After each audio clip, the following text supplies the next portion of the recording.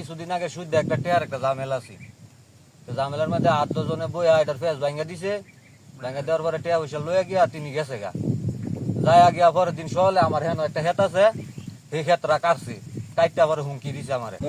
বড় ভাই টাকা দিতে পারছে না, বিতাই বড় ভাইয়ের বাড়িতে ঝামেলা করে, তাই জন্য আমি ছোট ভাই হইয়া মানে বড় ভাই টেয়াটা আমি সুদ করছি।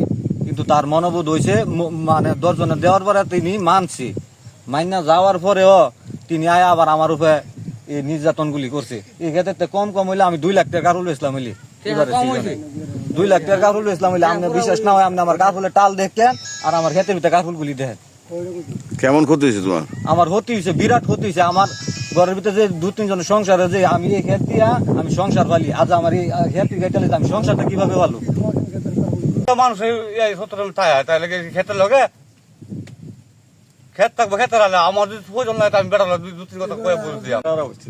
কার যখন আমরা নিন্দা জানাই কেমন কর্মজন কি না করে দেখাচ্ছে আমরা যারা হলো মানুষ আছে, মানুষের সর্বক্ষণ রিজিকের মালিক হলো আমরা একমাত্র সবজি দিয়ে করি। যে ব্যক্তি হলো আপনার এই কাজটা করে থাকে তার যে মনে করুন সর্বোচ্চ শাস্তি হয়, আর তার যে ভবিষ্যতে শাস্তি হলে ভবিষ্যতে বানিয়ে কোন লোকে এমন কর্মজীবন আর না করে, এই দৃষ্টিতে আমরা সকলের কাছে আমরা বা আনের বুঝলেন না, আমরা কৃষি মানুষ, আমরা হেয়ার খামারি করে খাই। আমরা আমরা ভিড়া দিচ্ছে না ভালো ভিড়া, হ্যাঁ প্রথম করে খা এখানে কাটতে হ্যাঁ সংসার কিভাবে চালা। আমরা এর থেকে সরকার চাই, আমরা সরকার জানি এত বড় বিচার করতে চাই।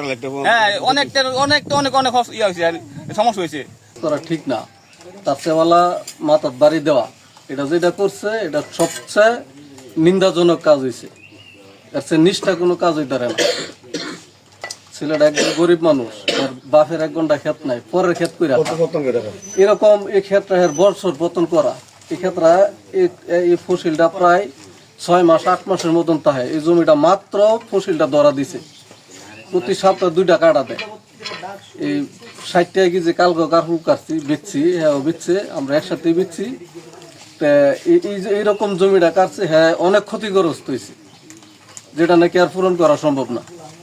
ঘটনা কোনটা এটা ছাড়া আসলে একটা গরিব মানুষ, কৃষি মানুষ, খেতে মারে কাজ করে খা, তবে যে ক্ষেত্রা হ্যাঁ কাটছে যাই কেটে থাকুক, আমাদের তো কাজটা কোনো ভালো করছে না।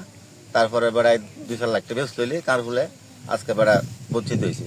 বেড়ার ভিডিও জায়গাও নাই, মানে মানুষের ক্ষেত আদা বাদা দিয়া মানে রেন লাইকা মানে আইতা লইয়া ক্ষেত পাথর করে আজকে বেড়ার এই দুর্ঘটনা।